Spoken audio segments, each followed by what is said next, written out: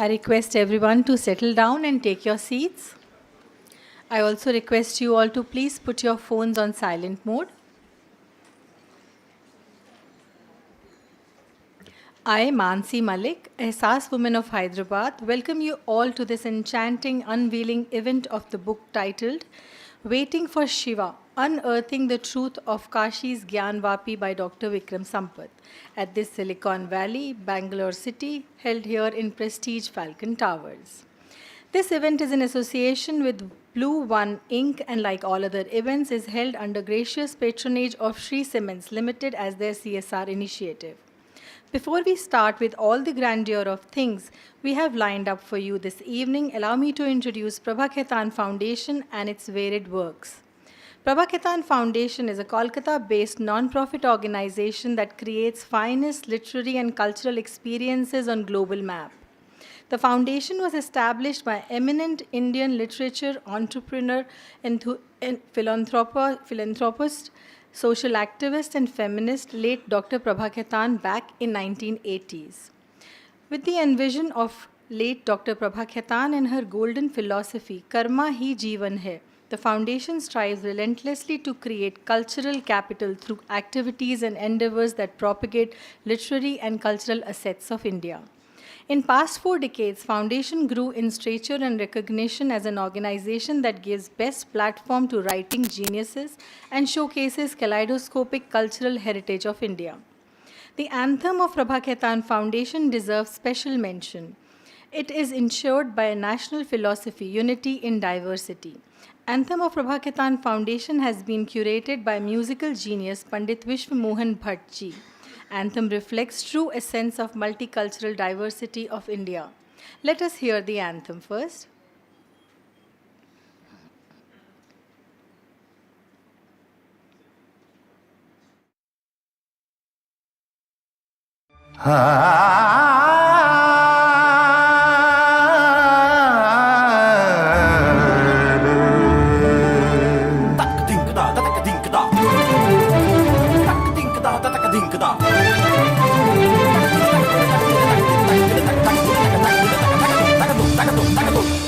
पधारो हमारे देश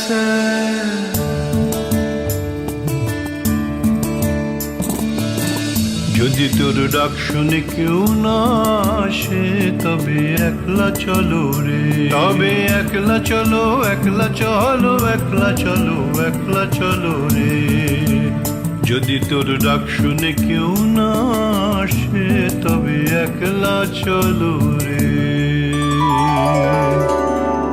बरसने लागी बदरिया रूम झूम के बरसने लागी बदरिया रूम झूम के रूम झूम रूम झूम रूम झूम के बरसने लागी बदरिया रूम झूम के बरसने लागी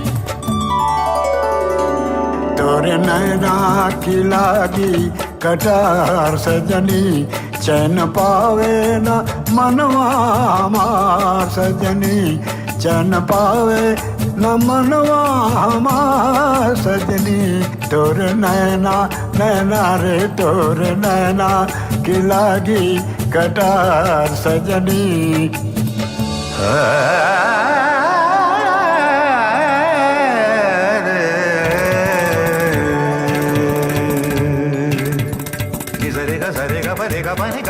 pani sari gari sari bagari gari zani sa sani pava gari gari sa sani pava gari gari sa sani pava gari gari sa vata pi ganavatim bhajegam vata pi ganavatim bhajegam sari gari ga sari gari zani pani sari gari zani bagari vata pi ganavatim bhajegam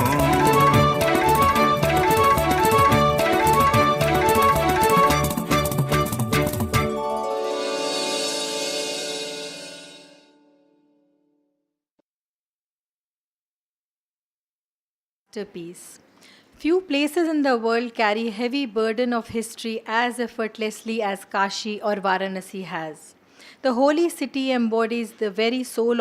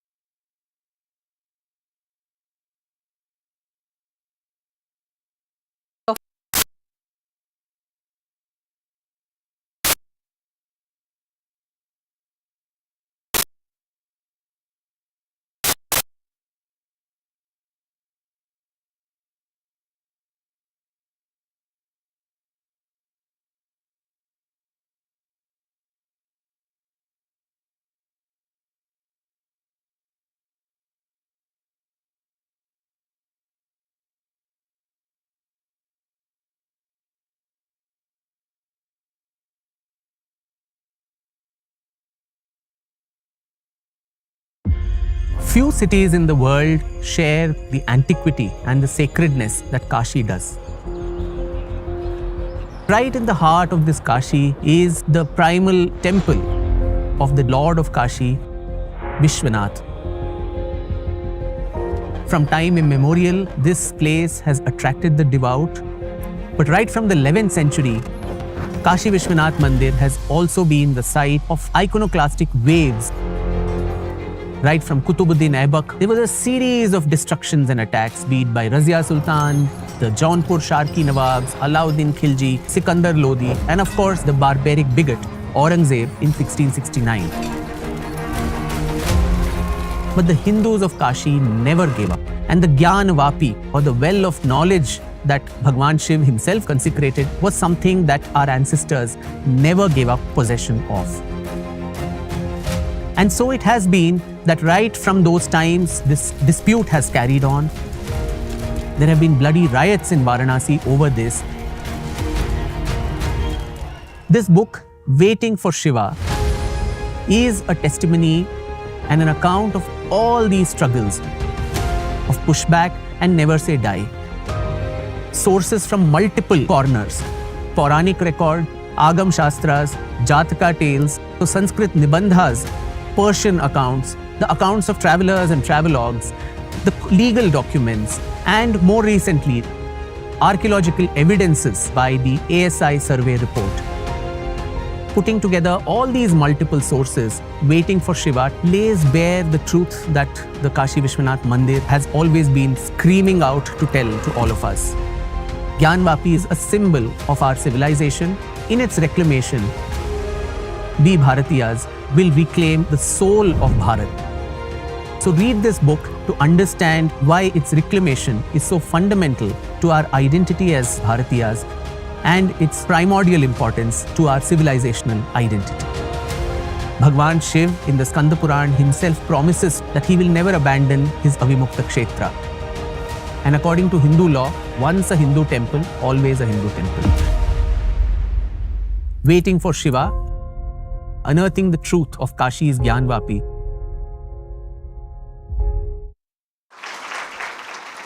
I'm sure we are going to soon go into much detail about the book soon. So the foundation, first I'll explain what this event is about. This event is called Kitab. The foundation has several boutique literary initiatives under its wing, an author's afternoon, Write Circle, Kalam, Akhar, etc. Of these all initiatives, Kitab occupies a unique significance of us, marking the emergence of each birth of a book and offering authors a stage to present their literary works in insightful and discerning audience.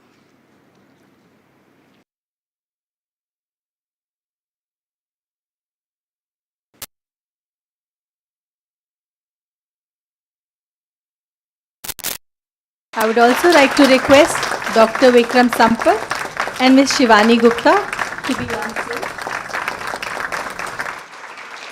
We need much louder.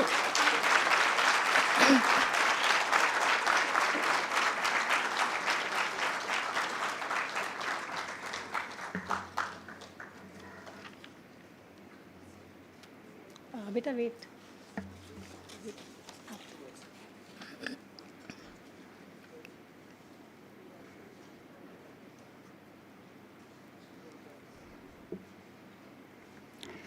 Dr. Vikram Sampath is a historian based in Bangalore. He is an author of 9 acclaimed books, including Splendor of Royal Mysore, The Untold Story of Wadiyars, Voice of the Veena, S. Balchandar, Women of Records, Indian Classical Music, and the Gramophone. His 2-volume biographies, Sarwarkar, A Cause and the Forgotten Past and Sarwarkar, A Contested Legacy, and his latest book, Brave Hearts of Bharat, Vignettes from Indian History, has gone on to become national bestsellers. In 2021, Vikram is elected a Fellow of prestigious Royal Historical Society. He was awarded Sahitya Akademi First Yuva Puruskar in English Literature and ARSC International Award for Excellence in Historical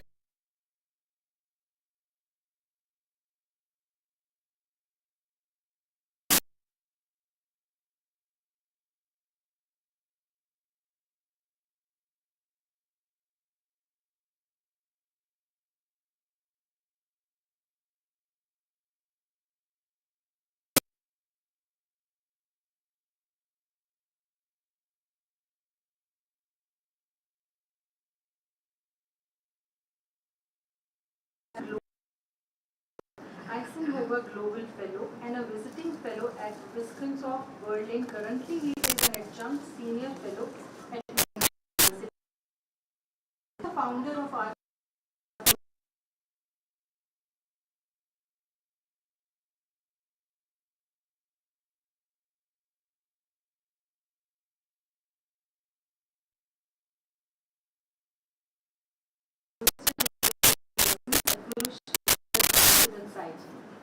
Sadguru Sri Madhusudan Sai is a spiritual master and a mystic, now leads a remarkable global mission of service and spirituality spanning across 33 countries.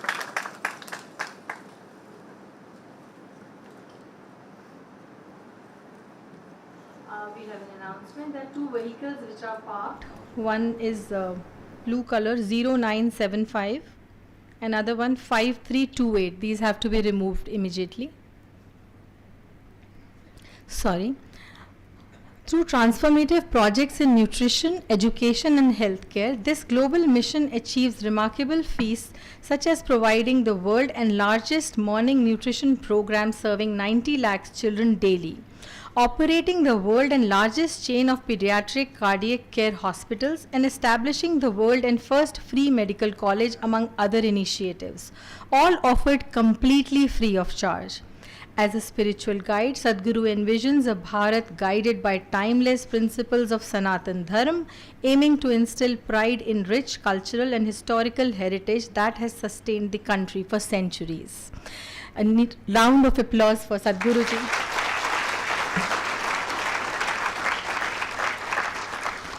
In conversation with today's star author Vikram Sampath and Sadhguru Sri Madhusudan Sai, we have today Shivani Gupta to moderate the conversation. Shivani Gupta is a journalist and a senior anchor with 15 years of experience in industry. She hosts the very popular show Plain Speak on Indian number 1 channel, which is CNN News 18. Shivani has covered Ayodhya temple resolution issues since before the Supreme Court judgment in 2019, and she was recently in Ayodhya for Pran Pratishtha as well. She has also covered Kashi issue both from studio and on ground on multiple locations.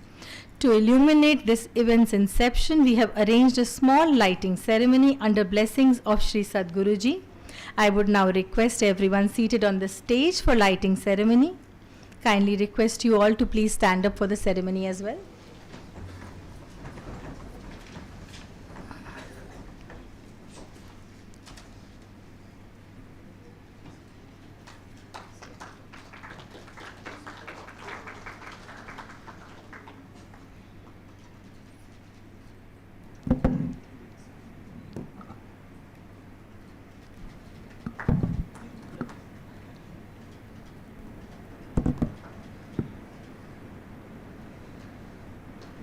Thank you everyone.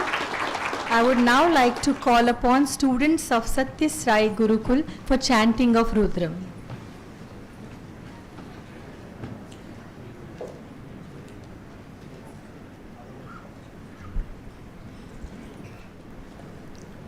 Respected Sadhguru Sri Madhusudan Sai, Vikram Sampath ji, Shivani ma'am, distinguished guests, and all my dear brothers and sisters, a very good evening. Today, as we have all gathered for this momentous occasion of the launch of Vikram Sampath ji's book, we, the students of the Sri Satya Sai Lokaseva Gurukulam and the Sri Satya Sai University for Human Excellence, will be chanting a few verses from the Vedas. First, we'll be chanting a few verses from the Sri Rudram. The Sri Rudram is one of the most powerful Vedic hymn on Lord Shiva. It is believed that by chanting this, one can invoke the blessings of Lord Shiva, and this can help in our spiritual growth and inner transformation. Finally, we'll be chanting the Swasti Vachaka mantra, which prays for the collective prosperity of all the beings in the world. Thank you.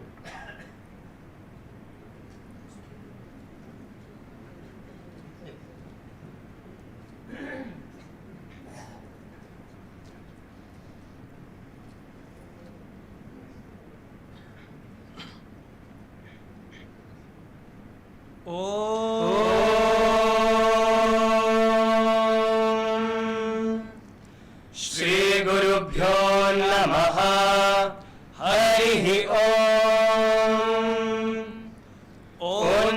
भगवते रुद्राय ॐ नमस्ते रुद्रमन्यवहुतो तैषभे नमः नमस्ते अस्तु धन्वने बाहुभ्यामुत ते नमः या तैषु शिवतमा शिवं बभूव ते धनुः शिवा शरव्या तवतया नो रुद्रमृडया या ते रुद्र शिवा तनूरघोरा पापकाशिनी तया नस्तनुभाषन्तमया गिरिशन्तापि चाकशी यामिषुं गिरिशन्तहस्ते बिभर्षस्तवे शिवां गिरित्रतां कुरु माहि पुंसि पुरुषं जगत शिवेन वचसा त्वा गिरिशाच्चावदामसि यथा नः सर्वमिज्जगत यक्ष्मगुं सुमना असत अद्य वोचदति वक्ता प्रथमो दैव्योऽभिषक अहीगश्च सर्वान् जमयन् सर्वाश्च यातु धान्यः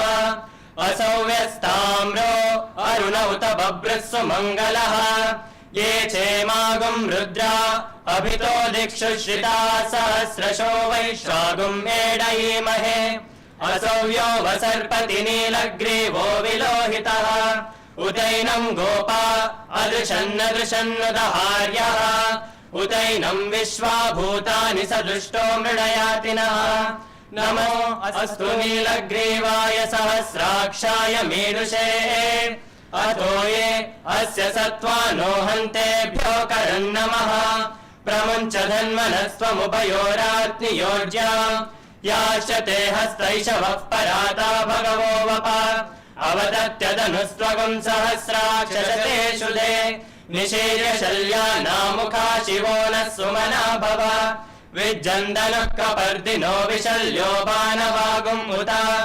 अनेशन्नस्येषवाभुरस्य निषङ्गतिः याते हेतिर्मेडुष्टमहस्ते बभूव ते धनुः तयास्मान् विश्वतस्त्वमयक्ष्मया परिद्भुजा नमस्ते अस्त्वायुधाय नातताय धृष्णवे उभाभ्यामुत ते नमो बाहुभ्यां तव धन्वने परिते धन्वनो हेतिरस्मान् वृणक्तु विश्वतः अथो यैषुदिस्तवारे अस्मन्निदेहितम् शम्भवे नमः नमस्ते अस्तु भगवन् विश्वेश्वराय महादेवाय त्र्यम्बकाय त्रिपुरान्तकाय त्रिकाग्निकालाय कालाग्निरुद्राय नीलकण्ठाय मृत्युञ्जयाय सर्वेश्वराय सदाशिवाय श्रीमन्महादेवाय नमः ॐ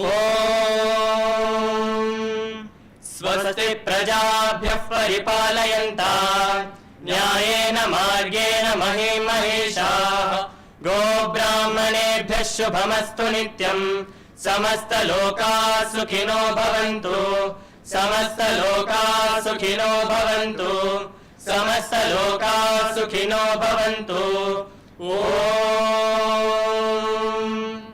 शान्ति शान्ति शान्तिः हरिः ॐ तत्सत् Shri साईश्वरार्पणमस्तु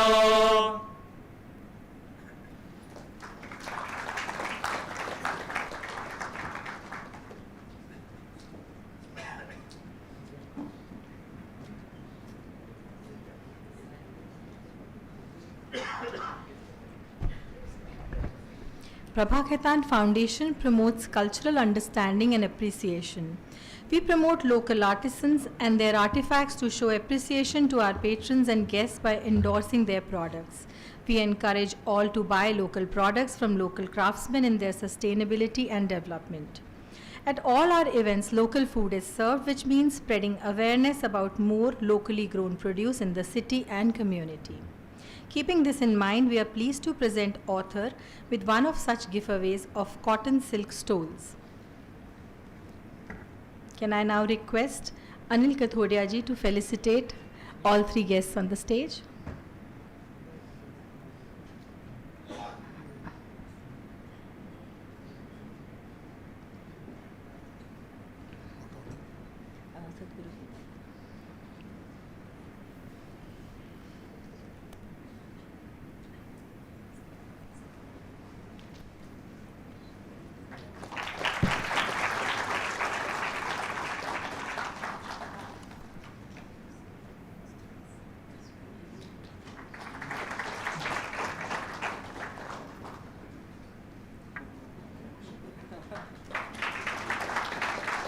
Thank you, Anilji. Now we request Sadhguru Madhusudan Saiji to felicitate Dr. Professor K.S. Kannan and Dr. Meera. Can we have both of you on the stage, please?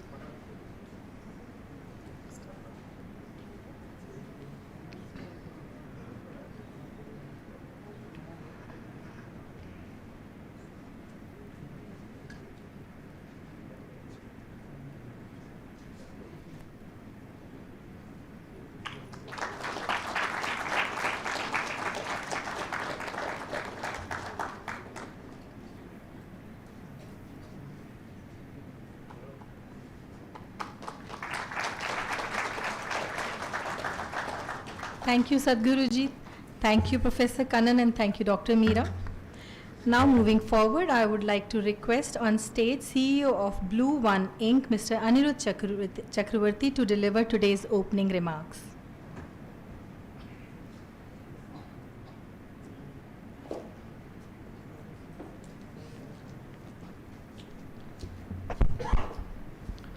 Namaste, everyone. Am I audible? It's with great delight and pleasure that I extend a hearty welcome to all of you to this eagerly anticipated book launch event of Waiting for Shiva, Unearthing the Truth of Kashi's Gyan Vapi by the esteemed historian and author Dr. Vikram Sampath ji. Your distinguished presence today gives us a profound sense of joy and honor as we gather here to celebrate the launch of this extraordinary opus. We are greatly privileged to be graced by the esteemed presence of our chief guest, Sadhguru Sri Madhusudan Saiji, whose dignified aura adds an air of significance and divine blessings to this gathering. I also extend a special welcome to Shivani Gupta ji for taking time for this event. At the publishing house, we aim to embody the philosophy of freedom of expression, irrespective of ideologies and isms. This is what we term publishing conscious literature, where we are able to bring depth, truth to political discourse, culture, business, education, and human relationships through the written word. Blue One Inc. aspires to be a platform for literature that envisions changing the narrative and creating a new narrative that is compelling enough to catch the imagination of the young without politicizing or polluting the minds, keeping it pure through debate and rationality.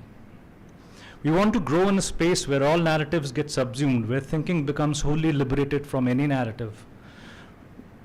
We need honest and revolutionary ideas, writing and production values to create this.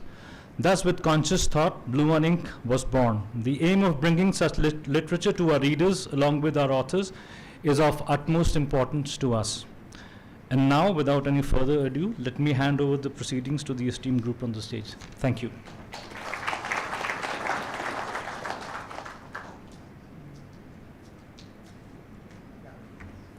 Thank you so much. I request Mr. Chakravarti to please stay on stage.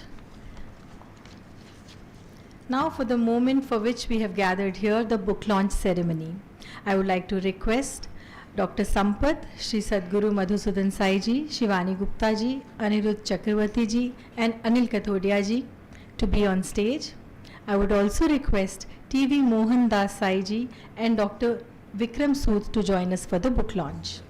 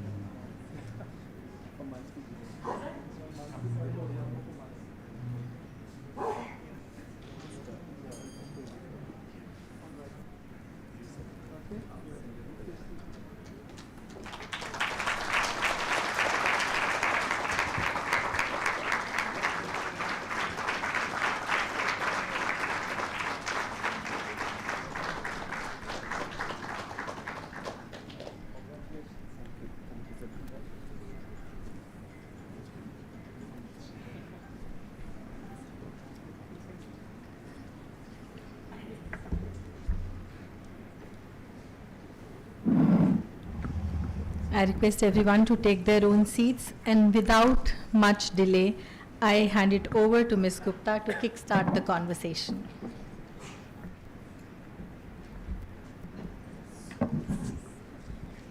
Good evening, everyone. Many thanks for coming here. It seems like a very stupendous response to this book, which I think is very, very timely. Vikram has done absolutely kudos in launching this book just about now, because as a news person, I can tell you that this is what we're talking about virtually every day. So first of all, a big round of applause to all of you for being here.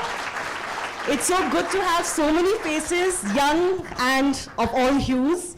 Many thanks, Sadhguru Madhusudan Saiji, for being here as well and gracing us with your presence. Vikram, your 9th book, right?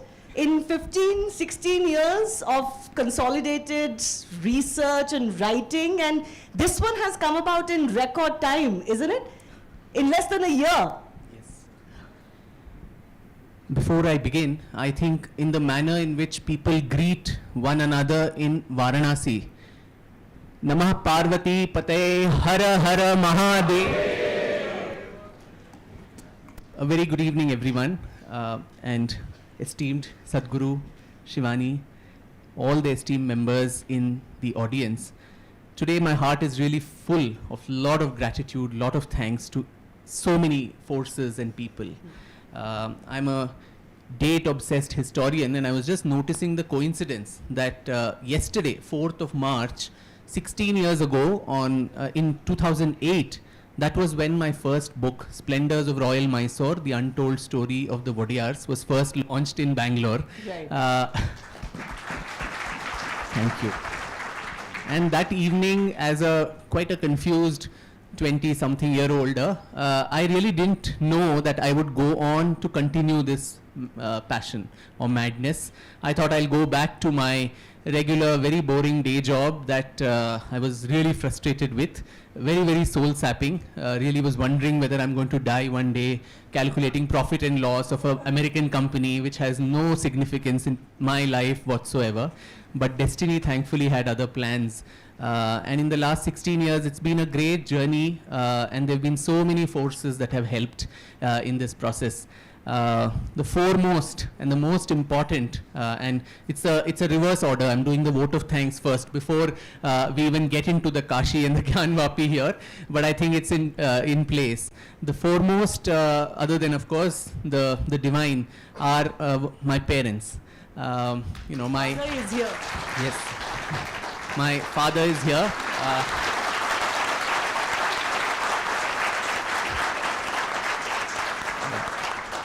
Very few parents in India perhaps would allow their only son to actually give up a very lucrative, well-paying corporate job and take up something in which the future was so unassured.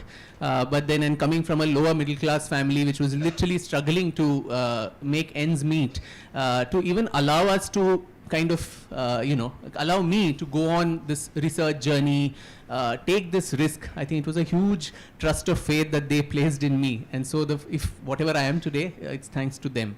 And all my, and my mother somewhere up there who's, I'm sure, happy and blessing all of us. And there are several people in this hall too, to whom I owe a lot of thanks. And very quickly, I'd like to do that before I answer your question. My publishers, Blue One Ink.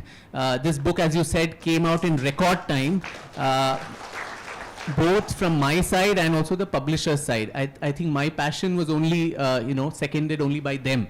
The speed with which they managed to get this whole thing out was truly commendable. The entire team worked with the passion, and it's there for all to see. Very happy to announce that within 3 days of the book hitting the stands, it's already gone for a reprint, I'm told.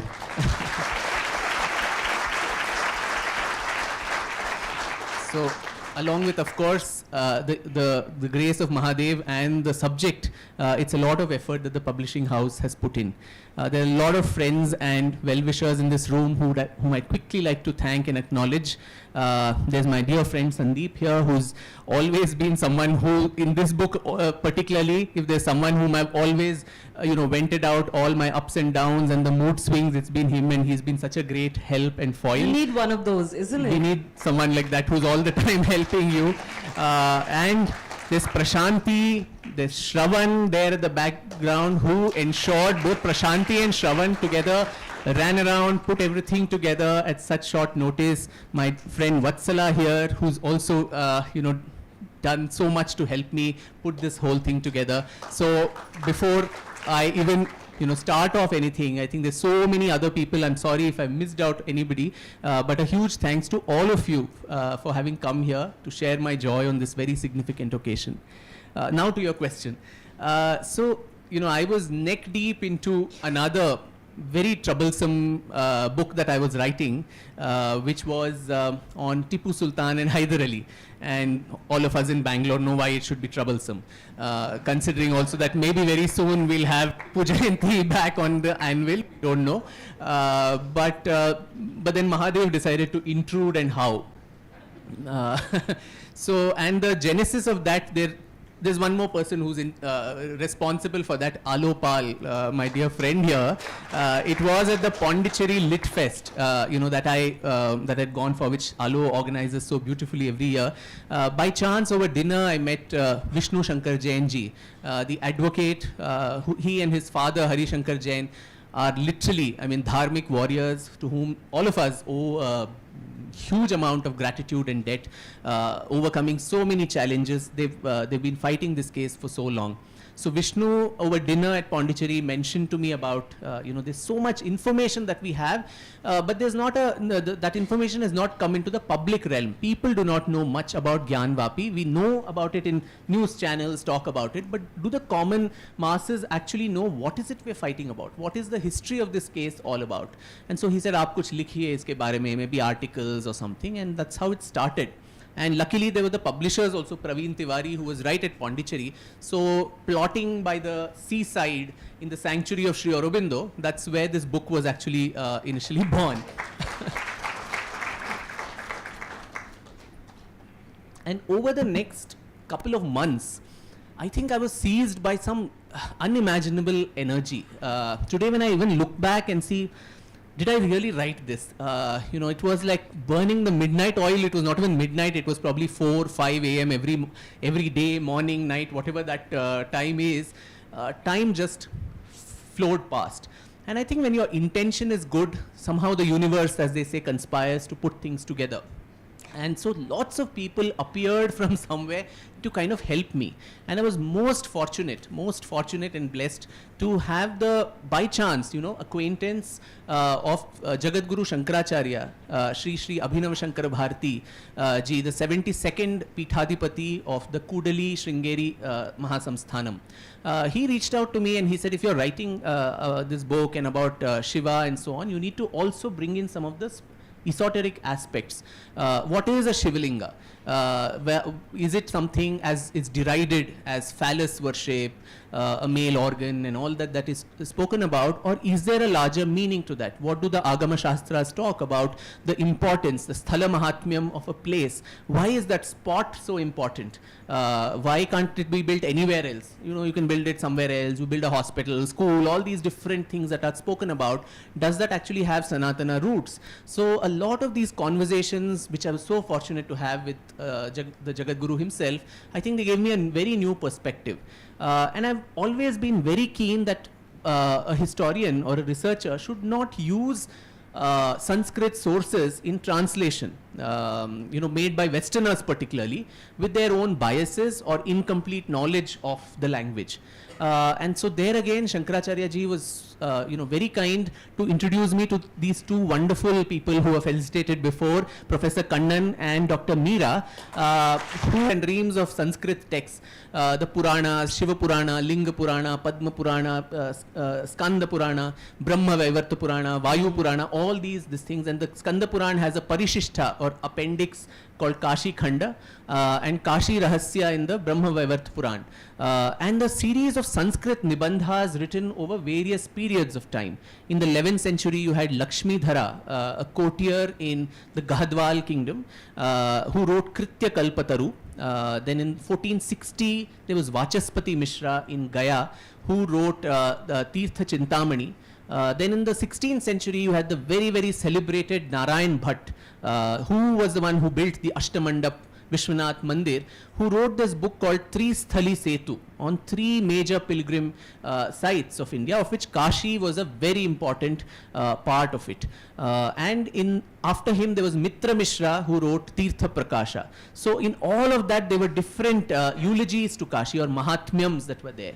And so both these great people actually helped me decode a lot of that, to actually go to the original primary sources to find out what is the importance of Kashi, what is its significance in the national ethos, and why it is so important to reclaim it in the manner that is being sought for.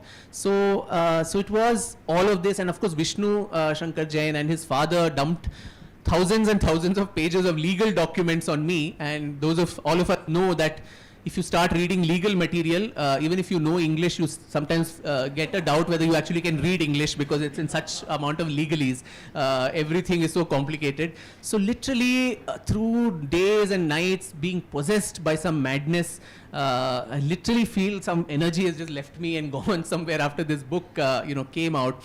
And even I can't believe how this turned around in such a short time. And as I said, intruding into an already well-oiled project that I was going through. So that's the story of the genesis of this book. Well, many, many congratulations for pulling it off, and further congratulations for works that will come. Very nicely, Sampath gave us nice complex by saying as a 26-year-old he came out with his first book, and now in the next 15 years he's written 8 more books, and he writes a book in 6-7 months of such importance. So thanks a lot. Very nicely you gave away my age. Yeah. Well, you gave away your age, but you have certainly given me complex, so I don't know, many of our age won't be sleeping very well tonight. Thank you for that. But I do want to say I have read this book page by page and cover to cover, and as Vikram mentioned, it's a lot more than you initially expect. It's of course really coalescing all of the legal history, which even as a news person is absolutely right. We cover these cases on a daily basis, but it's very difficult to find good, solid information on it in the day-to-day. So this book is going to be your one-stop shop for all that information legally. But otherwise, what I really found very profound about this book, Vikram, was the spiritual significance of Kashi that you talked about. You talk about its history and how complicated it is, but history not just as a city of the iconoclasm waves that it's suffered through the last 1,000 years, but what is the significance of Kashi for us? Why is it even important? There is a very interesting portion about the various lingas in Varanasi. Not many of us would know. What's the difference between the Vishveshwar linga, the prime deity or the lord of Varanasi, Kashi, versus Avimukteshwar linga? There's a nice twist of where one is based today. I will not spoil that twist. You should read the book for that. But it also gave you, of course, the very troubled period of how there was so much denial about the history of this particular spot, and that then leads to the legal history of how these cases have been pending. The original suit, for example, was pending for 20 plus years before it saw any movement at all. So, that this book really combines everything you really need to know, a 360-degree perspective, to understand the issue of Kashi, both spiritually, scripturally, socially, and also legally. So many, many congratulations for being able to do that. Thanks. Sadhguru, I want to come to you with that. Why is Kashi, according to you, so important? I mean, Vikram has obviously elucidated in his book, but according to you, why do thousands and thousands, lakhs of Hindu pilgrims continue to come here? We keep rebuilding the temple as much as we can, and there is a continuous period of, a pilgrimage at Kashi. Yes. Why? I think if I look into the book, he calls Kashi as the soul of India's spirituality. And that's correctly worded, because a body without a soul means nothing. There is no chaitanyam. Chaitanyam is that consciousness which soul represents. So while the whole of India can be considered as a body, and all the intellectual province of India can be considered as the mind, the soul of India lies in one place. Like in our body too, as our Narayan Suktam says, there is a lotus, inverted lotus, and that's where there is a spark of divinity. That's the place of the soul in our body. So even if you look at geography of the country, more or less Kashi finds that place, you see. And why I call it is so important. It's so important for Indians, especially those who believe in Shiva and those who believe in the idea of moksha. And for them, Kashi is called as the Mokshadam. As we all know, he has mentioned in his book in a couple of places that how Shiva has assured through those, salvation is assured. You know, who does not want salvation? I'm sure if you have an IT job like he had, you definitely want a salvation. And Kashi is the place to go for all. But For all you know, tomorrow onwards, all IT professionals will be going to Kashi. good, the book has done its job. But I guess more importantly, Adi Shankaracharya, who is the Vedantic philosopher, Vedanta is the end of all the knowledge that we have ever accumulated over millennia by all sages, saints and everybody. The final philosophy is that of the consciousness, the realization of that consciousness within and without. And in Kashi Panchakam he says, what is Kashi actually? Kashyam hi kashate Kashi, Kashi sarva prakashika, it says. That which sends out light, which shines, which illumines everything that comes to it, that is Kashi. It is not only it is self-effulgent like the soul, like the Atman, but it also casts that light, that effulgence on everything that comes in its vicinity. So anybody who goes to Kashi also experiences that connect with the divinity within. And that is the reason why Kashi is important, because for such a long time people have gone there with this single focused approach to realize their divinity, which is the ultimate achievement of all human endeavors as per our Hindu philosophy or Sanatana Dharma. So he says, so Kashi is that attaining which one attains the self, he says. Savidita Kashi yena tena prapta hi Kashika. He also becomes self-effulgent. And that is why, because the idea of moksha is so deeply connected with Kashi, and moksha being the greatest aspiration a Hindu or a follower of Sanatana Dharma can ever have.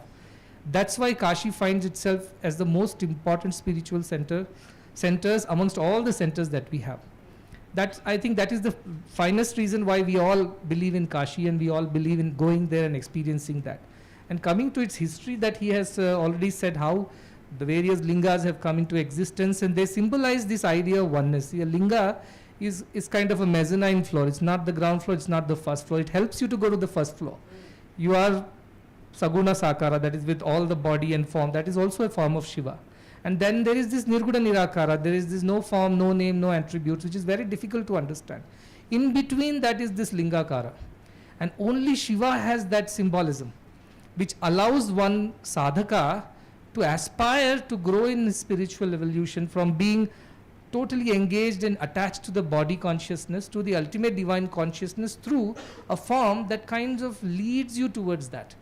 And that's why Kashi, being one of the oldest cities on earth that we all know, and that being associated with Swayambhu Lingas, which has been kind of consecrated by Lord Shiva himself, becomes very, very charismatic for a spiritual seeker.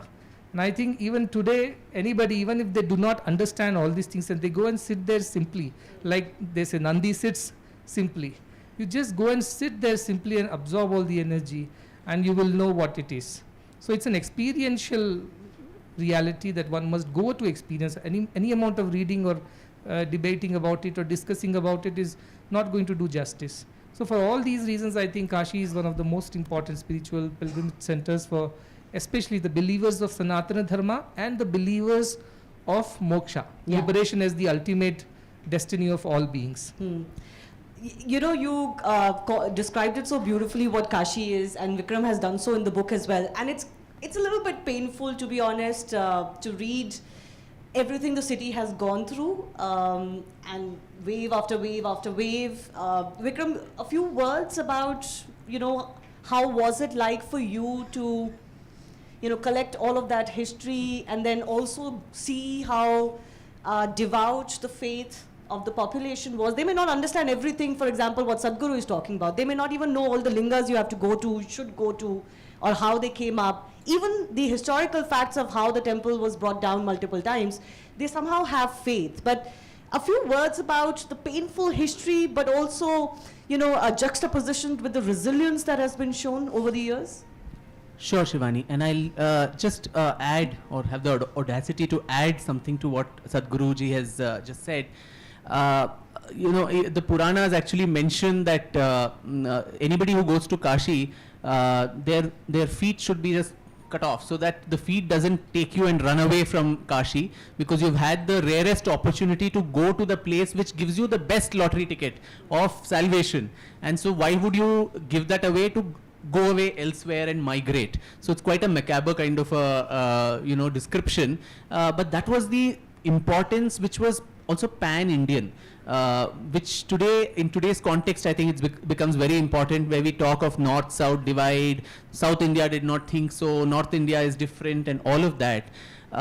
So when the first wave of iconoclasm or breakage of all these temples and structures happened in 1194 in Kashi, with Qutubuddin Aibak's armies ravaging the place, and Hasan Nizami, one of the contemporaries, he chronicles that in just that one invasion, 1,000 temples in Kashi were destroyed, and all the wealth and gold and everything that was there in the city was taken away on 18 camels and 300 elephants.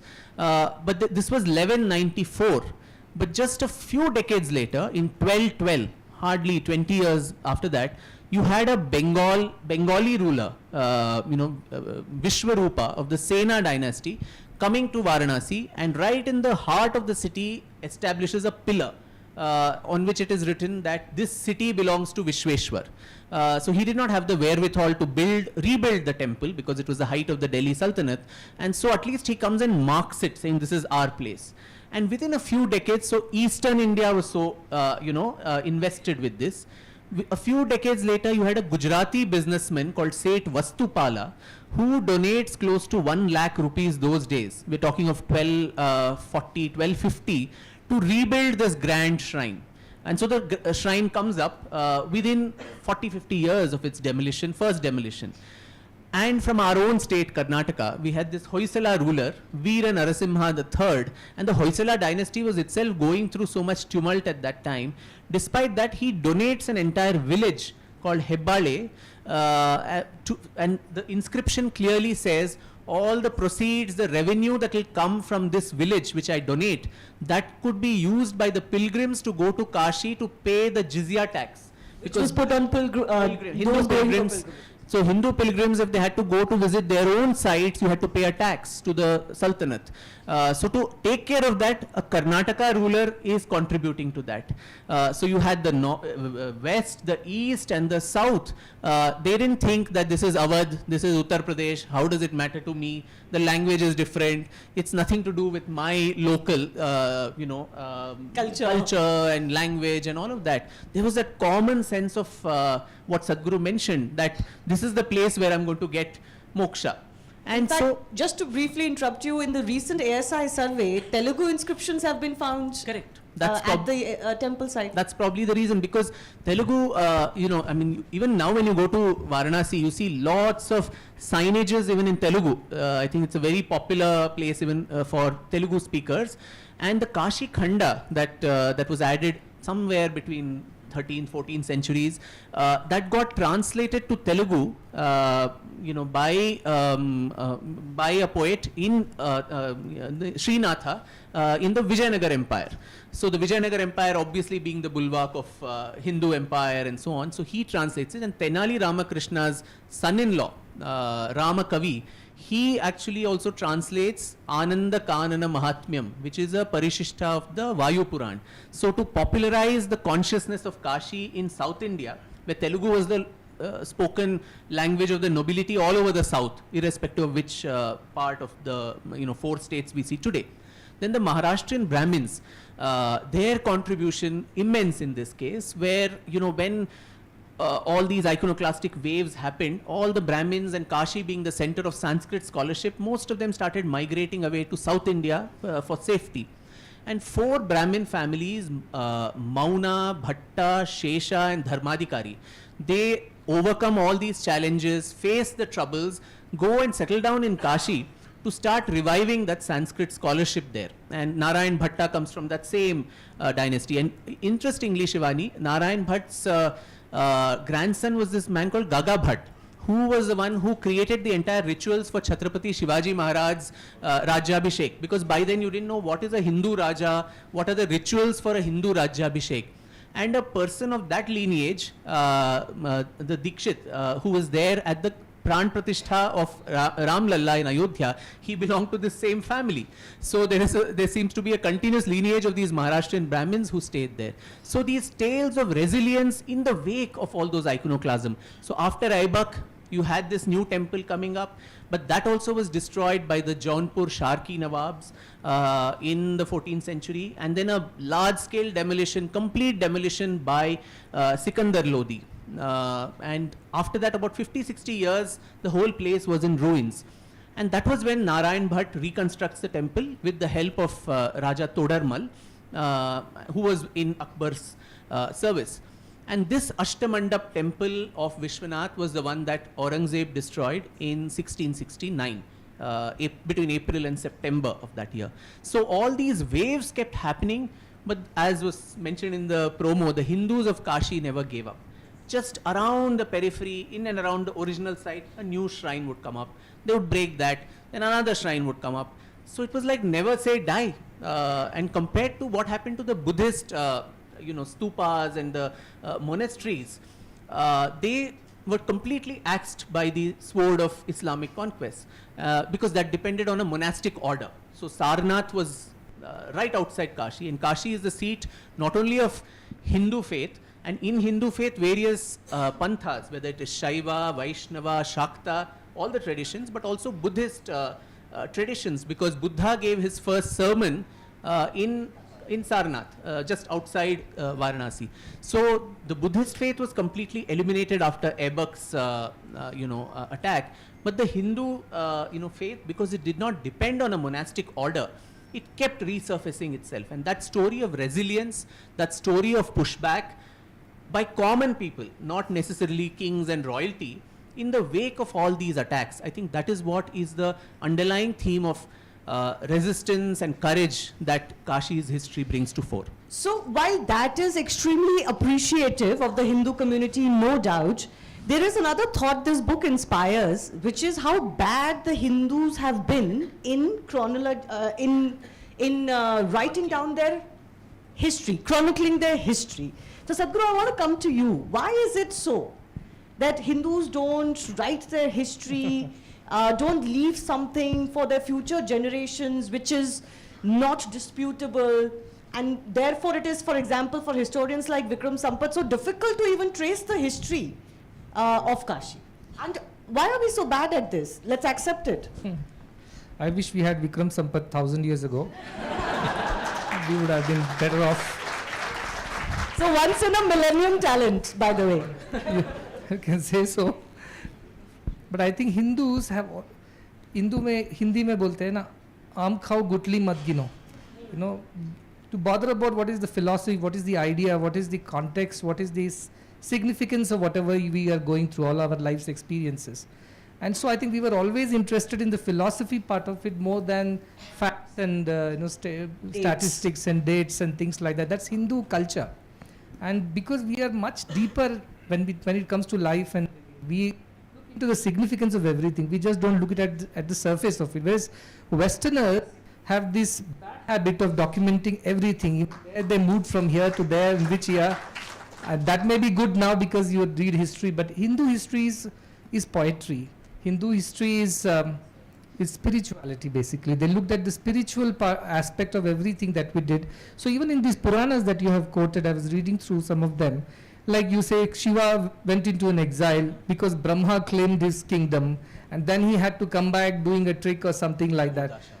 Yes. So my question is that we worship Shiva as the Lord of the universe, as the Atma, and things like why would he be going to exile and come back. So the idea that Brahma is the creator, he created such situations because of which Shiva had to exit Kashi, in the sense when the invaders came in or destroyed the thing. So it is a symbolism. Our history is very symbolic. Our history is coded, and one has to decipher it for oneself by understanding the context in which it has been written.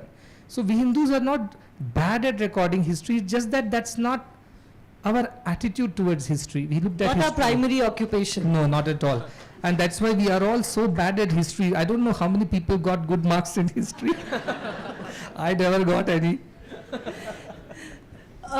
Actually, Vikram mentions this about how if you go to one scripture from another, you could actually find, disputes or differences. So it's more about the coded meaning behind the stories and the fables in some ways than what is the literal meaning. And sometimes we, Western historians have erred in understanding India precisely because of this, because they go into the literal and not into the metaphysical. Perfect. What Yeah? you said, you hit it on the I mark. borrowed it from him. No, but talking about history, the reason I asked this question is because sometimes you wonder, would we be going through so much pain and contestation if we had better recorded history? Now, I don't know what the answer to that is, but it brings to light, this book also brings to light the obfuscation that has been going on till this day of what is recorded history and what is uncontested history. So if you look at not just the legal, but also the social contestation of the reclamation of the temple site, you have, in this book, it's so funny, I was laughing in my head when I was going through it, because every few pages some new theory would come up. And these theories would range from the fact that Aurangzeb did not demolish the last temple, to that, he demolished other hundreds of temples in Varanasi, but not this. That it was, built much earlier, demolished much earlier, but at least there's an acceptance that there was a temple there. At the same time, they also insist that there was no temple there. And if Aurangzeb destroyed this temple, it was for other reasons and not religious. So you go through it and your mind is boggled as to why so many reasons come up, Vikram. And they come up to till this day in courts. Nobody is willing to accept recorded, uncontested history even. Yeah, true. Before I answer that, I missed one point, which was of the resilience that you spoke of. Other than the common people, the political consciousness for Kashi too, the Marathas. All the things that you see in Kashi today is 18th century Maratha architecture. It's their creation that exists today in Varanasi. I think there's no ancient monuments left in that city anymore. Now, when the Vishwanath Mandir was demolished, Chhatrapati Shivaji Maharaj was very much alive, and it is said that his mother, Jijabai, literally chided him and said, if you are man enough, then you should do all that you can to reclaim this temple back. And that should be the goal of this Hindavi Swaraj Samrajya of the Marathas. And so that constant theme you see all through Maratha history. It's just so fascinating. All through 18th century, I've quoted the letters of Bajirao Peshwa I, Nana Sahib Peshwa. They were constantly negotiating. Some people may ask, the Marathas were so powerful, especially after Aurangzeb's death, and almost controlled Atak to Katak, as they say, and to Rameshwaram. Why could they not take this back? But by then, Varanasi had moved under the control after the Mughals to the Awadh Nawabs, Shuja-ud-Dawla and others, and they were constantly negotiating with them. Give us back Kashi, Mathura, Ayodhya, Prayag, all these places. But they were not successful for various reasons. Malhar Rao Holkar even takes an entire army to go and actually break the masjid and reclaim the space, but that is also, it doesn't happen. And you have Madhavrao Peshwa I, a very young man who died at the age of 26 or 27 due to tuberculosis. In his will, there are 3 points which are related to Kashi. One, of course, he says, my mother, in her last days, she wants to spend in Kashi, because that was the usual belief, that if you take your parents also for a Kashi Yatra, you get a lot of punya. And if your parents, you take them there and they leave their mortal coils there, that punya comes to you. So he asks for that in his will, and some money being given to some pandas there. All that is there in his will. But the other important point, he says, it is the responsibility of all my descendants that they will work tirelessly for the liberation of Kashi. So, and that is why no wonder that it was Maharani Ahilyabai Holkar, the daughter-in-law of Malhar Rao Holkar, who finally builds this small shrine in 1780, thoda hatke, away from the main, Gyan Vapi complex. And another interesting part is that temple gets gold-plated. What you see now, the golden spires, that was by Maharaja Ranjit Singh in 1836 or so. And today we talk of Hindus and Sikhs being separate, Khalistan, separate state, all of this. The Sikh Maharaja of Punjab showed his reverence to Kashi Vishwanath and got the entire, domes gold plated. So there's this constant, continuity of wanting to liberate that space back. And as I said, the Hindus never gave up there. There were very, very bloody riots in 1810 called the Lat Bhairo riots, which rocked the city. And since then, once the Awadh passed on to the British hands after the 1857 uprising, you had the cases coming in court. And they were fighting for the stupidest things, the people tree. This tree belongs to me. No, the leaf that is falling into my area. This branch is broken and it is encroaching upon. So the British must have been really like, what are these two communities fighting with each other for everything? But there is at least the British left documented records of court, contestations and all of that.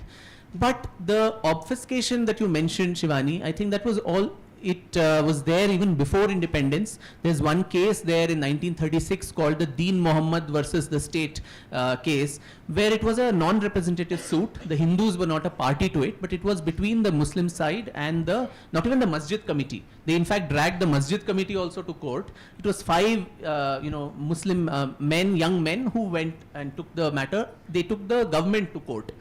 Saying they're not allowing us to do our prayers in the entire complex. And in that, the government gave a very clear, the British government of 1936 and 42 and all that gave a clear verdict that this is not a Waqf property, that this was not even dedicated by Aurangzeb as a Waqf property.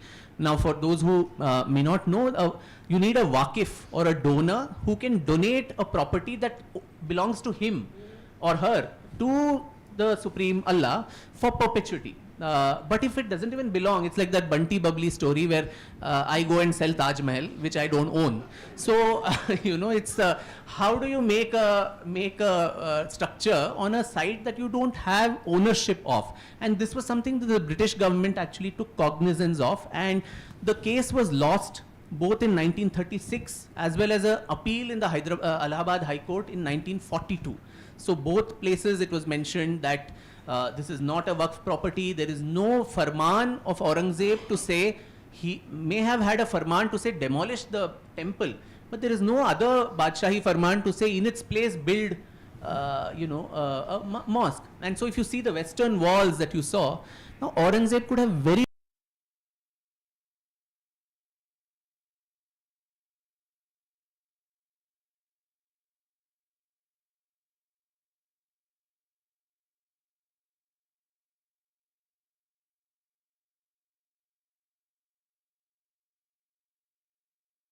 declared as a mosque, and every day the devout Hindus of Kashi would see that, and the amount of insult and humiliation that it would give them, that our most sacred spot, this is what has happened to it.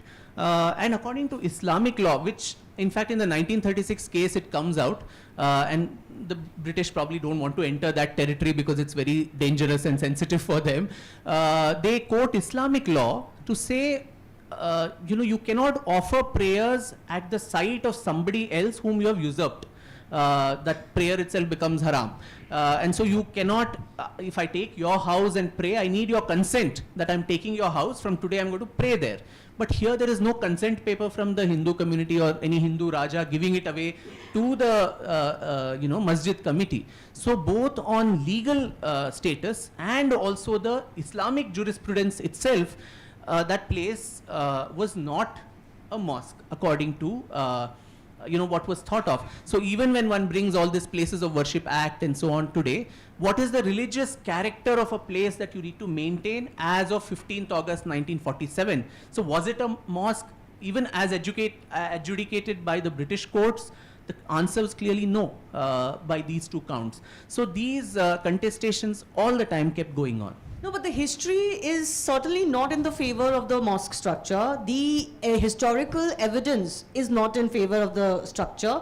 Legal cases, as you mentioned, is not in favor of the structure. But Sadhguru, there is no acceptance. My only thing is I want to understand socially and psychologically, how do we go on when we stop accepting evidences? Because now they've been actually, what this book told me for the first time, there have been 2 ASI surveys. You may know about the current one, but there was one done some decades ago. And we didn't know about that survey till so long because it was so away from our popular consciousness, the Kashi struggle, not so much the Ayodhya struggle. But if we stop accepting recorded history or what we find scientifically, then what do we rely on? We're not relying on theology. We're not relying on social cues. We're not relying on legal cases. We're not relying on history. Then what do we rely on? Probably Aurangzeb himself has to come out of his tomb and say, yes, I did this. Not again, not again. Not Aurangzeb again in this. No, but I think what you made a point. I think probably if this was the case 100 years ago, we would have still been debating and fighting. But now with this whole democratic structure which is in place, and as we have seen in the case of Ram Lala's mandir in Ayodhya, ultimately it is the documentation, it is the proofs that were produced, finally it won the case. So I think one is that aspect. You can go on debating, they can come up with more arguments against it, and then you know how lawyers are, so you can never know when it's going to end. Probably Nandi will have to keep waiting forever. But I think if you look at the whole country as such, there are sentiments involved with every place, every community, and one needs to respect that in a country that we live in today. Somewhere in his book he mentions that in 1809 or 10, when these Lat Bhairav riots were happening, one Mr. Watson observes, and that's a very significant observation. He says that while this place is disputed and both the parties are claiming their rights over it, but if you look into it, this place holds a special significance for the Hindu community, whereas it is not so in the case of the Muslims, because this place has found mention in their Puranas, in their Shastras. For thousands of years people have come and worshipped this, and there is a record of it. Even if you don't want to go by archaeological survey and the legal documents, simply the sentiments involved with that place is more important for one community because it has a history to it, it has got ancientness and probably a religious anchoring to it. Whereas for the other community it is a very recent event, and it is not as important to them from their sentiments point of view.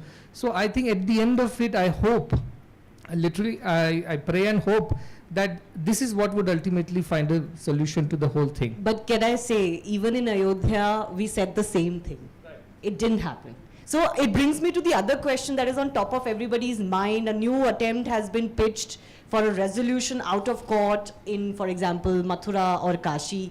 Now, given Ayodhya's experience, do you really think it's going to happen, or do we just have to let this play out in court? I think there are a lot of things coming together now for Bharat. It's not the same as what it was pre-independence, not even post-independence for the whatever 75 years that followed. Bharat is changing, the sentiments are changing, I think leadership is changing, and the overall understanding amongst the Hindus and the Sanatana Dharma followers is different from what it is today. Why this Kashi happened in the first place, why did Aurangzeb get access to it, is because at that point of time Hindu kings themselves were not united. They couldn't defend themselves.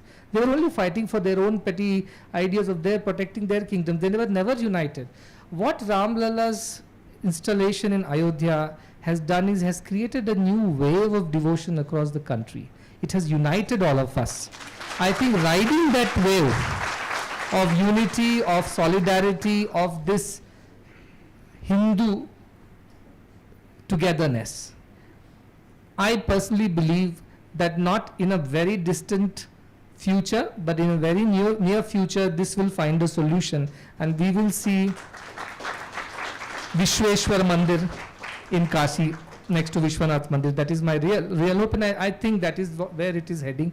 And books like this, which lay bare all the facts so clearly, correctly. Of course, we need legal support, we need all the archaeology and history and everything else, but more than that, I think we need this whole wave of devotion and solidarity amongst our communities, and I feel that the better sense will prevail. Well, certainly we can say that Vikram, at one point of time, wanting these temples back was considered the fringe sentiment. Today, wanting a hospital at these sites is considered a fringe sentiment. So at least that has changed. But is a resolution possible, or will it have to be a judgment and a verdict? That's a very complex question. And I don't know, anybody who says anything will open himself or herself to a lot of scrutiny and controversy. You see, there's a lot of bravado even now on social media, other things, that we would want to reclaim all the temples back, 40,000 temples or so. But as a historian, while that's an ideal situation to have, but do we even know what what is the number? First of all, we don't have much idea about the numbers itself. Sitaram Goyalji did some seminal work a few decades ago, Hindu temples, what happened to them, and in that about 1,860 or something, there are documented proof-based catalogue of this was the original site, the temple, and in its place this is the new shrine that has come up. So there is a documented list. Some say it's 20,000, some say it's 30,000, 40,000. You never know what the numbers could be or can be. Vishwanath's Aarti is going on as we speak. But, we don't know the exact numbers. Can that AV go? Who's handling this? It's very distracting. Yes, I thought you would like watching your promo again. No. I had enough of my own face and voice. Rather not. Certainly not a TV anchor, no? Yes. So we first of all don't know the numbers, and at the same time this claim on the other side that just give us these three, we will keep quiet for the rest, that also I don't agree with. Because who is anybody to say 3 is enough or 40 is enough or 50 is enough, right? I mean, including whether it's the Sangh Parivar or the political fronts of it, I mean, they don't have the right to make these claims away on the behalf of all the Hindus. No one's given them that right. So if there is documentary evidence, so first of all, I think the Hindu community needs to put its own house in order first before making claims to anybody. Make a catalogue of the sites where for sure you know that this is what it is. So build on Sitaram Goyalji's research, produce evidence that is available, and also see how important it is. Right? Is it a site of continuous worship that has been happening, like in the case of Kashi till 1993? In the Tehkhana, the cellar, the Vyasji ka Tehkhana, puja was going on in the cellar of the mosque. On the walls of the mosque, you had Shringar Gauri's puja, which people were doing 365 days of the year. It was only in 1993 that Mulayam Singh Yadav's government barricaded that place and stopped the worship abruptly without a government order as well. So has there been a continuous worship that is happening in that site? And did our ancestors really fight for that place? That is also very important.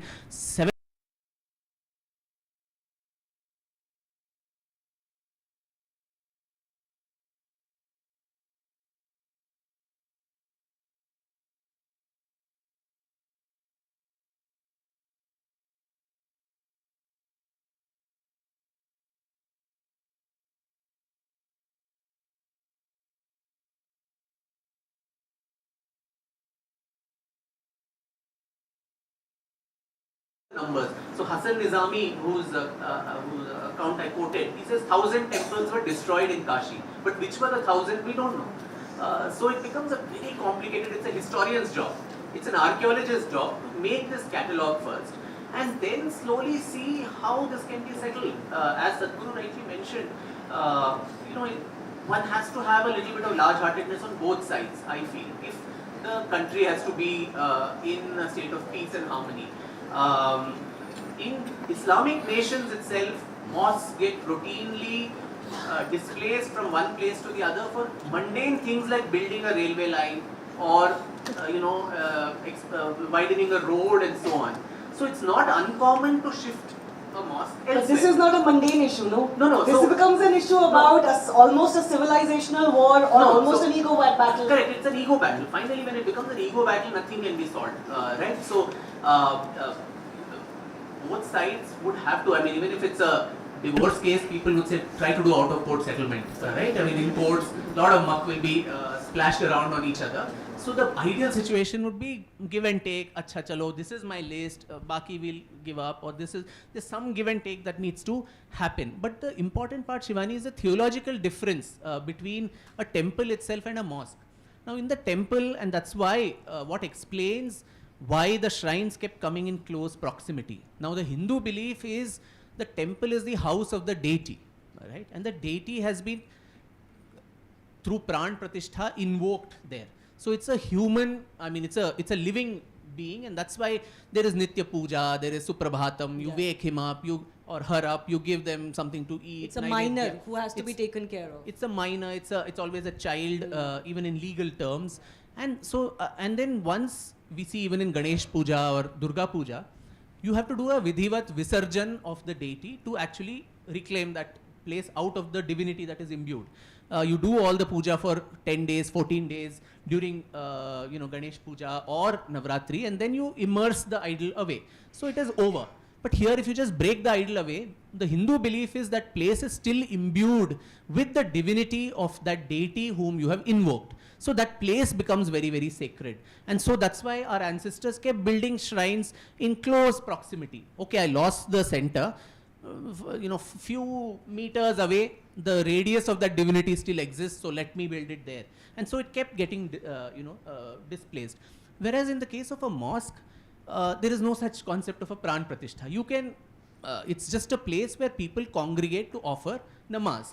And so you can do it as is wanted in a mall, in airport lounges, in streets. So there you don't have a pran pratishtha, right? So it's interesting you say that, but politically, some of the biggest Muslim politicians in the country would say also, once a mosque, always a mosque. They still invoke the Babri Masjid, for example. That maxim is actually for the Hindu side, where once a temple, always a temple, because the fact is that, there is that divinity we believe. Now it's all finally a matter of faith. You can say, what the hell, where is the proof, where is the evidence? Now nobody can prove anything about anything, any religion that is said through scientific ways. It's all a matter of faith thereby, and we're talking of a place of worship. So when once a mosque, always a mosque, why in Saudi Arabia are mosques, translocated to different places, to lay a railway line? So when it can happen there, it can happen here in the larger interest of, I think, national unity, brotherhood. The onus of that cannot lie only on one side for the longest time. I think that is the problem, that is the contestation today, that for the longest time, I think the entire albatross of national unity, harmony, has largely been put on one community alone. And so what happened there when we saw, just 2 years ago, when we the Advocate Commissioner survey happened and you had the Shivling come out of a Wazukhana. I record in detail in the book as to the eyewitness accounts as to what happened that morning. The Anjuman Intizamiya Masjid Committee tried their level best to ensure that the people don't go near that. There were threats, there were all kinds of things which the Advocate Commissioner notes. It's not the one side that says they threatened them, saying, you're not going to come close to the Wazukhana. So they said, what is wrong? I mean, we will go. It's a court order. You can't stop us. And that's when, and then they say, there are fish in the pond. If you remove the water, then the fish will die. And sadly for them, the Hindu lawyers were Jains. Vishnu Shankar Jain and Hari Shankar Jain. So they said, we are more vegetarian conscious than you. So we will give some oxygen cylinder and all that, and we'll keep the poor fish alive, but take the water down. And as the water levels kept coming down, you had the Shivlinga coming up. And I believe everyone there, the eyewitnesses say, like how I started this evening, they raised their hands and said, Har Har Mahadev. Now if another side knew that there is a Shivling there, and what is a Wazukhana where you go and wash your feet and do ablutions and wash your mouth before your prayers, knowing that there is a holy object of another, your own Indian brother and sister. If you continue to do that and then expect that there should be brotherhood and unity, then it is very difficult. So I think that's why I said it's a two-way street. A relationship is a two-way street. A friendship is a two-way street. Similarly, in this too, everything has to be two-sided. One-sided love affairs end in disaster. I think we've almost come to the end of time that we had. We'll open up for some Q&As as well. I do thank Vikram and Sadhguru for this engaging conversation and for the audience for being involved as well. Let's hope the mystery of the Shivling gets resolved very soon. And as our panelists said, better sense prevails. Over to you. Thank you. What a delightful conversation.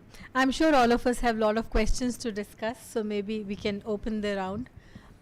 Audience can ask questions to any of the speakers.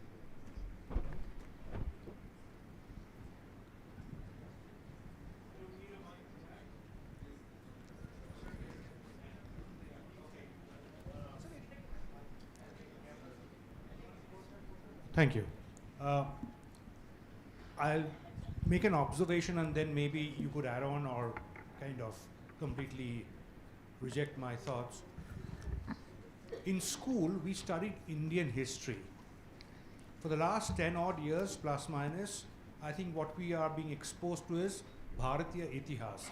And there's a marked difference. There's a marked difference because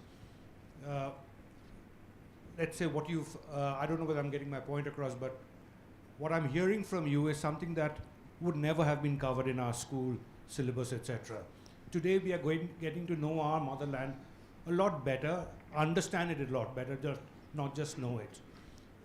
And so that's basically my observation. Even as I was kind of listening to you, this thought kept playing in my mind over and over again. From Indian history to Bharatiya Itihas.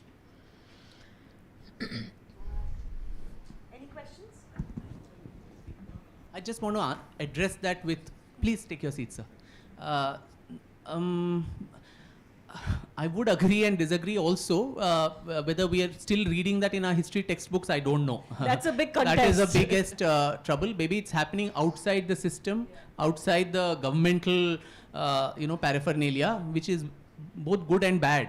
Government is a scalable, it can scale up so much, but we've had HRD ministers who've said in 10 years we've not changed a line of our history textbook, as if that's a matter of pride, while it should be a matter of shame. So that is another thing, but there is I think this is not a political issue at all. I think it's a civilizational issue which has gone beyond political parties. They may have been individuals or forces or ideological forces which, seeded that thought, but now I think it's far outgrown all of that and it's become more of a people's awareness and awakening.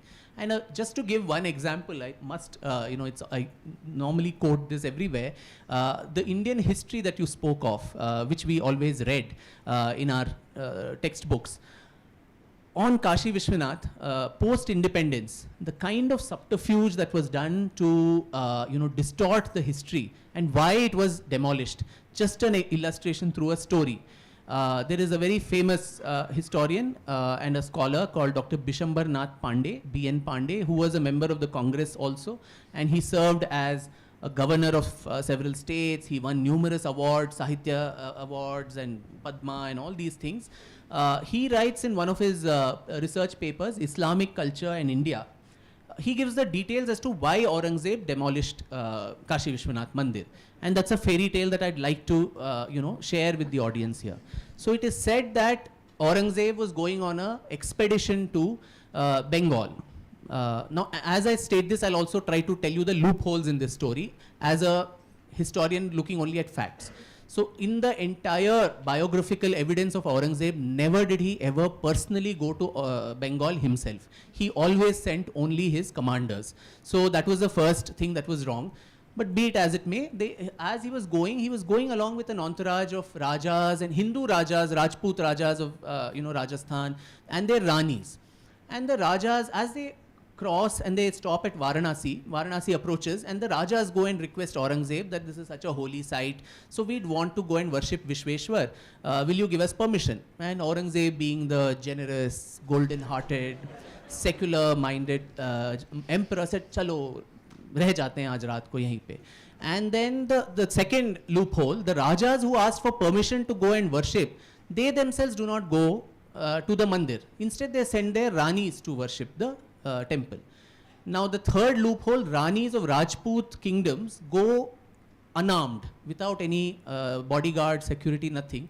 And all the Ranis go take a dip in the Ganga, go and worship Vishweshwar and come back, and then there's a count of heads that is done. One Rani is missing in this whole entourage, and that Rani is the Rani of Kutch. And then Aurangzeb is enraged, and then he sends his soldiers to search for her. And apparently they come, and there is a sliding wall of the temple on which there is a Ganesh Ji ki murti. They slide it, and then there is a flight of stairs, and the soldiers go there, and in the dark Tehkhana, right below the Garbhagriha, this Rani is sitting there wailing, weeping. She's naked, she doesn't have jewels, and then they ask her what happened, and then she wails and says, I was molested and robbed by the evil Brahmin priests of the mandir. And then they also tell her that this is a common practice in this place. You know, the Brahmin priests are so wicked that whoever comes here with anybody of rich pilgrims, they always loot them. And so that the Rajas get so enraged, they and the Ranis go to Aurangzeb and say, Jahanpana, this is a site of Satan, so just demolish this temple. And Aurangzeb just didn't want to do it, but out of he was so coerced that please do it. And it was a Hindu pressure that finally he demolished the Kashi Vishwanath Mandir. Now, I don't know which Rani was molested in Mathura, which Rani was molested in Somnath, or what is that fairy tale, one doesn't know. But Bishambarnath Pandeyji wrote this, and he was a very respected historian and scholar. Now, if you look at his sources, always in history you go back to the sources. Where is he getting it from? He gets it from the account Feather and Stones or something of Pattabi Sitaramaiah, who was the Congress president, and he also wrote Congress history in great detail. Now, in his account, he writes that there was a story about a certain mullah in Lucknow, and he had this very rare manuscript in his possession which spoke about this incident. I had asked my friend who was the mullah's friend, and my friend had spoken to the mullah, and it appears that the mullah told him this story and said, I have this manuscript, I'll give you some time and then we'll look at this. But before that, either the mullah or the friend, one of them died. And so the manuscript remained where it was. And in this paragraph, he says, based on this story is widely, known in Varanasi, that this was the reason, the defilement of the place because of the Rani's molestation, that the temple was demolished. Now, unknown mullah, unnamed manuscript, unknown friend, nobody has seen this manuscript, but this story got repeated so many times. 4 or 5 PhDs have this, listed in their thing as a major source. This is this whole citation loop mafia that happens, right? I write something, then somebody else quotes me, then that person's account, the third person will quote, and we all form this circle, a closed circular referencing, and then you repeat a lie 100 times, it starts getting the veneer of truth.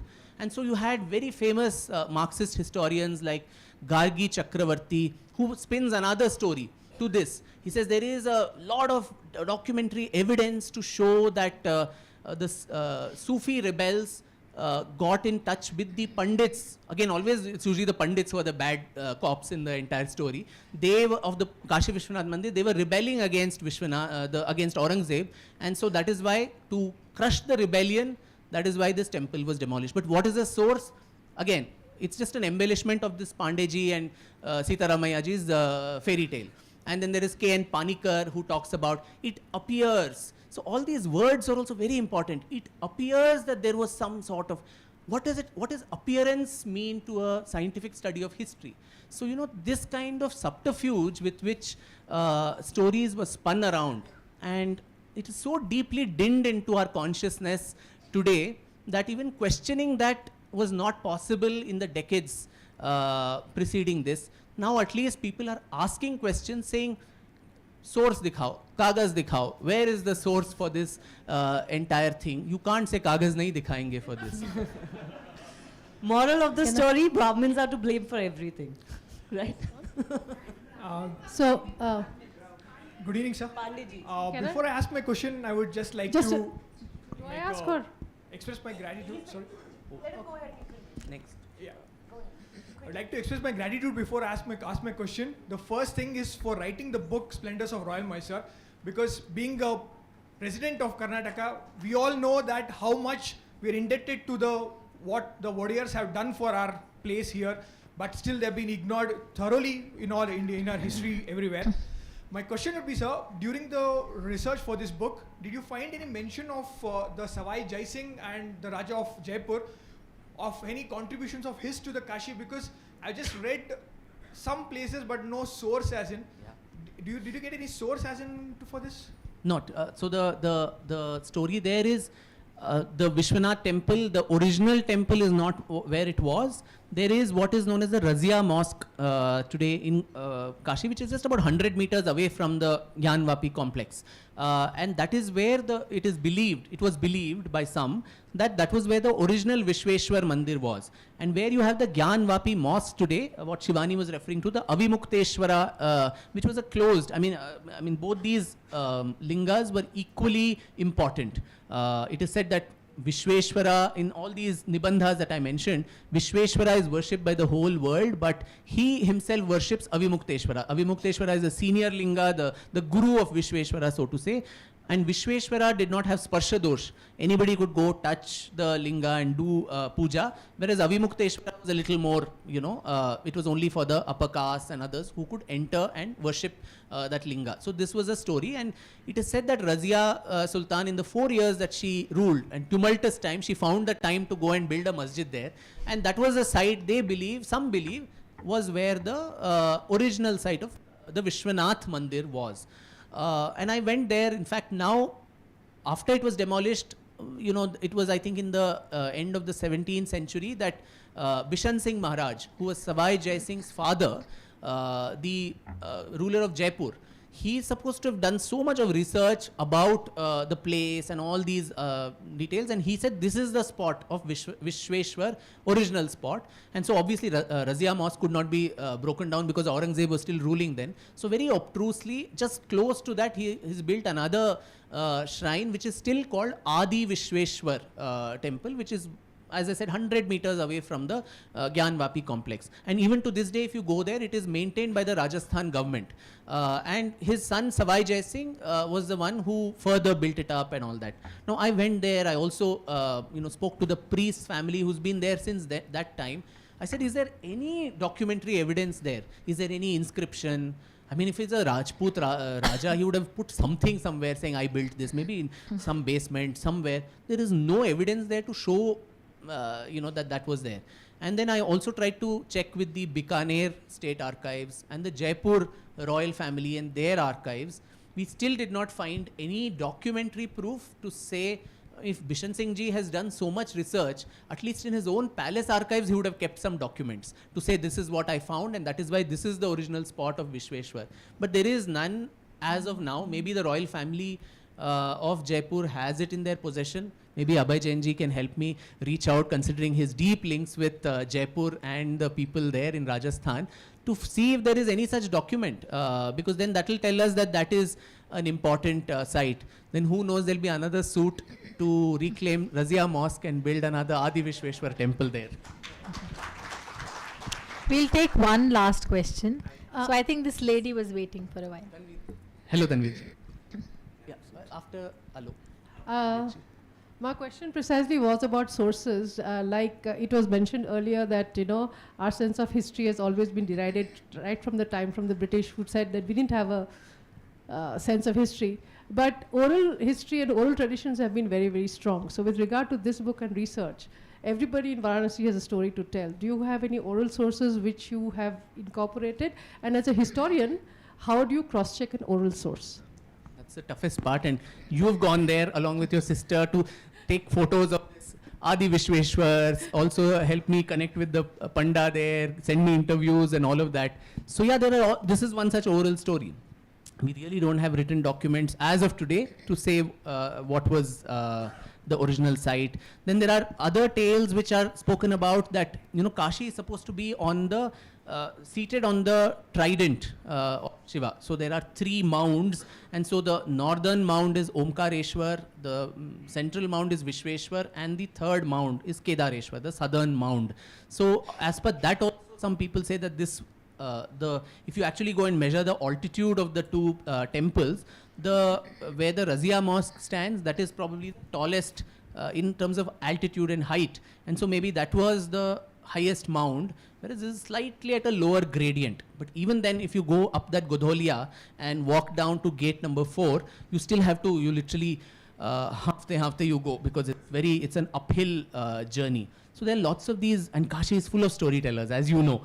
Everybody says, this is the most important, this is the Swayambhu, almost everything. And there were so many lingas. And Shiva, Bhagwan Shiv himself in the Skanda Puran says, there are billions of lingas in this place, which all are a part of me. And there's this story that Kankad mein Shankar. No, every stone is Shankar, but out of that 14 are very important according to him, and those present what is the Lingatmak Swarup. So just like the human body is there, different parts of the anatomy are represented by one linga. And in that it says Vishweshwar and Avimukteshwar are the two right hands of my Lingatmak Swarup. And we assume that right hand means very important. And so that is one story. So there are too many stories, and it becomes a huge task. There is no simple answer to say how to cross-verify an oral source where everybody is telling you a story, saying this is where you'll get moksha, this is where you'll get, this is the Swayambhu Linga, this is the Jyotirlinga, and lots of other things. And even about the Gyan Vapi, there are all these things that when Aurangzeb came to demolish it, the Brahmin priest removed the Shivling and hid it in the Gyan Vapi well. That also doesn't really, it's an oral story. There are no documents. Some say no, it was actually placed in the house of one of the huts of one of the Brahmin priests, and that is why Ahilyabai Holkar had to go and actually negotiate with those Brahmin priests and then get her shrine constructed there. So then it is a Herculean task, and there is no simple answer to say how to cross-verify it. You have to go a lot with the story, and also as much as possible triangulate it with the evidences that are available. Tanvir Saab, yes. Namaskar. Thank you very much. You are one of my favorite authors, though you are very controversial author. Yes, and another controversial author, Said Bak, again a good friend. I don't like his writing, but he's one of my favorite author. The question, Swamiji was saying that Hindu togetherness. Swamiji, the last time was Sarve Jano Sukhino Bhavatu, something like that, right? And where does this 20% of population come in the Hindu togetherness? I think I can speak from my experience. While we may differ in our religious ideologies and how we think of God and how we think of devotion and all the other rituals and customs, but there are certain fundamental equalities are there amongst all of us. Especially as Hindus, they've always been very accepting of all kinds of people and all kinds of faith. And I think that is the Hindu DNA which still exists. And therefore, we still accommodate people as long as they don't kind of stamp on our feet. We still are here to accept and accommodate everybody. And I'll give you an example. In our own institutions, for that matter, we give free education, health, nutrition. We never ask this question, what is your caste, which religion are from? If you come to your hospital, there are a lot of Muslim women who deliver their babies. We never ask them. And I'll also tell you that one of such Hindus asked me this question. Before making a donation, they said, please use this donation only to deliver Hindu babies. And I asked him, what business you are in? So they're into travel business. And I asked, in your buses, do only Hindus travel or Muslims also travel? Do you take money from whoever pays for the ticket, they travel, whether it is Hindu or Muslim? I said, same thing applies to me. When we do charity, when we do good to each other, we do for all. We don't check. When you are taking money, you have no problem, you take from whom. But when you are giving, why is it that a problem? That's not Hindu at all. Hindu is a large-hearted being who accepts and accommodates everybody, and that's why this country has survived. Unanimous Roma सब मिट गए जहाँ से जैसे बाकी मगर अब तक नामो निशा हमारा कुछ बात है कि हस्ती मिटती नहीं हमारी सदियों रहा है दुश्मन दौरे जमा हमारा. What is that बात? We see God. कंकर कंकर में Shankar, what he's saying. Unless we are provoked beyond, self-defense is given to everybody. You can defend yourself. All life is precious. But otherwise, Hindu has never been aggressive. As far as our history lies, we were not aggressors. We were not invaders. We were not people who attacked others. But yes, in self-defense, whatever was needed to be done has been done. But as Hindu, our culture, our Sanatana Dharma talks about everybody's welfare, that is Vasudhaiva Kutumbakam. And these are the ideas that have been there not from just last 50 or 100 years, they've been there forever. And I think if we invoke that part of the Hinduism, there is a solution to all the problems. And I'm sure our large-heartedness and our kindness is what will transform people in times to come.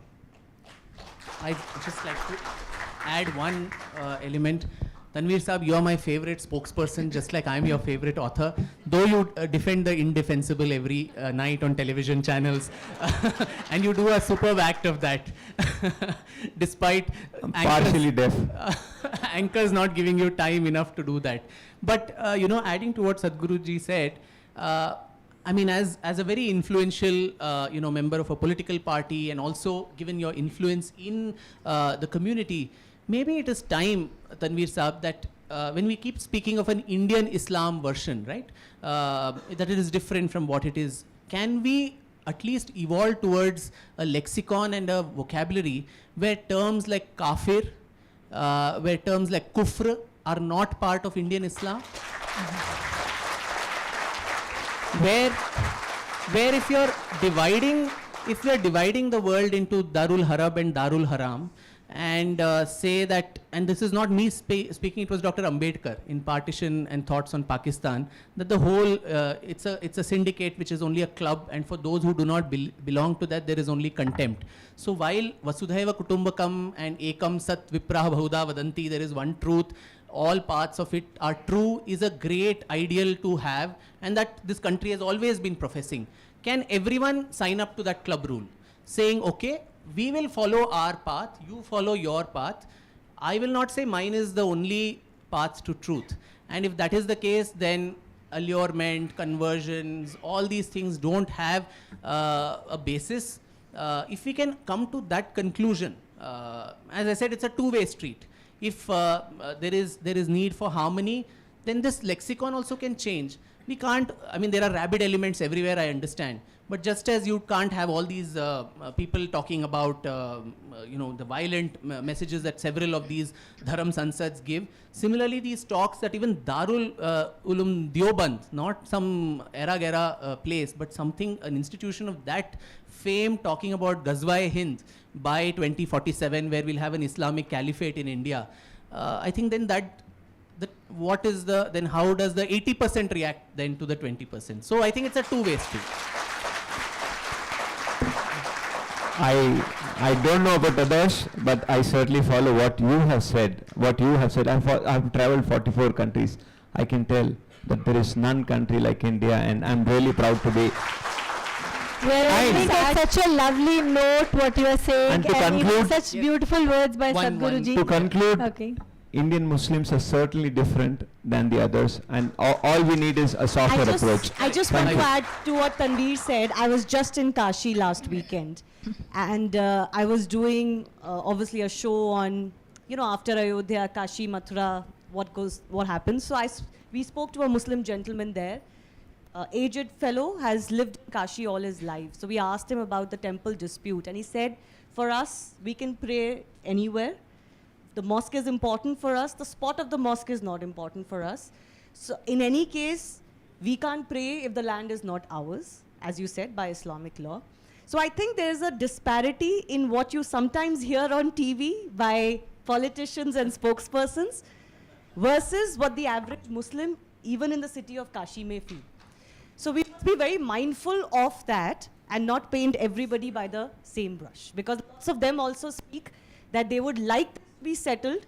They want their place of they would like their place of prayer to be constructed somewhere else and given them the spot, but they don't want to fight as far as their Hindu brothers and sisters. Shivani, wasn't that the final outcome of the Ayodhya verdict? I mean, finally, you give 5 acres, a larger site, you build a magnificent mosque, which there are news reports about how it's going to be constructed, and you have this temple here. Now to come to that solution, we needed 70 years, so many bloody riots, so many innocent lives lost, hatred, animosity. There was no need. This solution was so simple, which I think several Dharam Gurus including Sri Ravi Shankar and others, were mediating to ensure that this happens. So I think both communities and their religious leaders, as much as possible, if we can keep politicians away, and also the lawyers and the legal courts and other things away, not good politicians like you, the other variety, them away. Otherwise, he.